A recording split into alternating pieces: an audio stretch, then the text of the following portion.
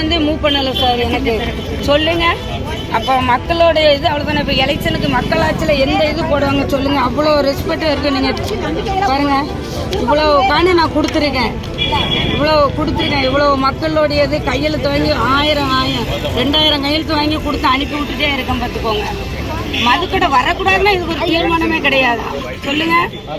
நெல்லை மாவட்டம் சித்தமல்லி அருகில் பட்டன்களூர் பலவூர் அருகில் நடுசுல அந்த ஒயின் ஷாப் வர்றதுக்கு இருக்கு.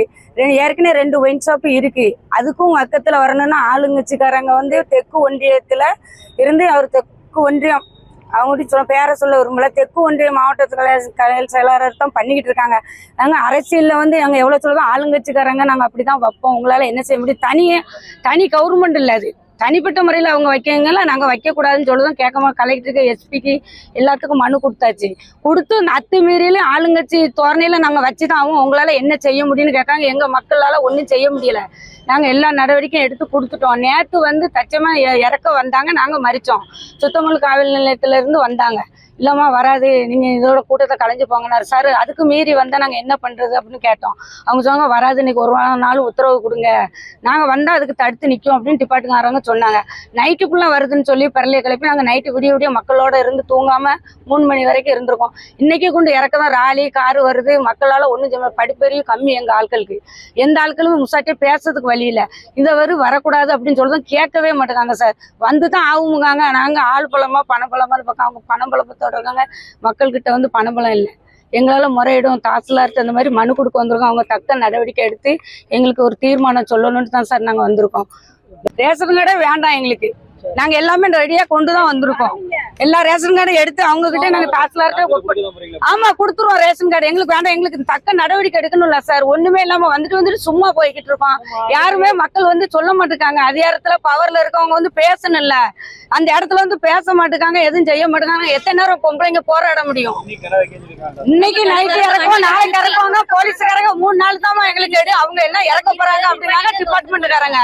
போலீஸ்காரங்க மேல சொன்னா உங்களை அரெஸ்ட் பண்ணுவாங்க, கீழே சொன்னா இப்ப எங்களை யார கடவுளா அரெஸ்ட் பண்ண போறாங்க? எங்களுக்குன்னு ஒரு ஆள் வேணும்ல பாதுகாப்பா. டிபார்ட்மெண்ட்ல வந்து நாங்க இந்த மாதிரி அவங்க சொன்னா உங்களை தான் பிடிப்போம், பசு மறிச்சா அப்படின்னு சொல்றாங்க. நாங்க என்ன சார் செய்ய முடியும்? நாங்க 4 பசம் மறிப்போம், எந்த சேதம்லாம் மறிப்போம். எங்களை தூக்கி உள்ள அடைச்சிட்டா எங்க பிள்ளை குட்டி என்ன செய்ய முடியும்? வரக்கூடாதுன்னு சொல்லி ஒரு ஆள் முடிவு எடுக்க மாட்டாங்க. ஆட்சி கலெக்டர் ஆட்சியிலே அவருக்கு ஒரு மரியாதை இல்லைன்னா அப்புறம் என்ன இருக்கு? அவரு ஏற்கனவே 20 வருஷத்துக்கு முன்னாடி சார் ஆடு மாடெல்லாம் வெட்டிட்டு போன இடம் சார் அது.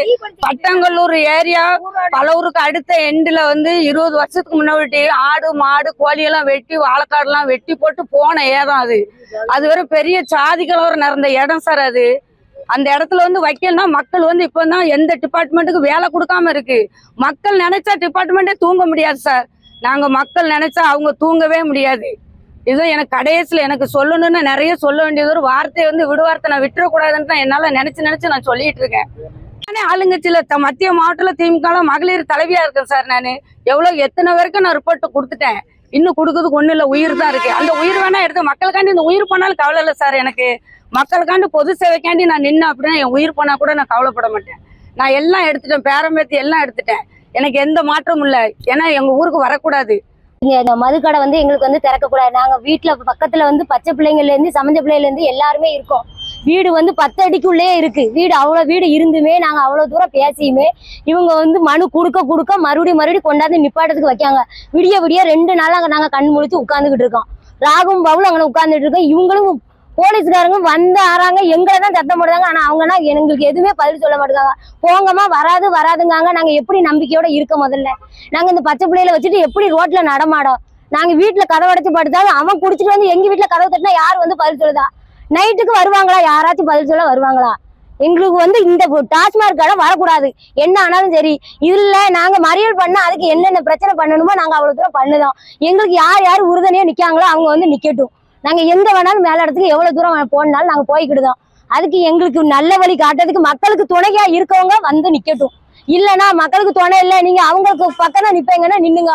எங்களால என்னென்ன பண்ண முடியுங்கிறத நாங்களும் பண்ணிக்கிறோம்.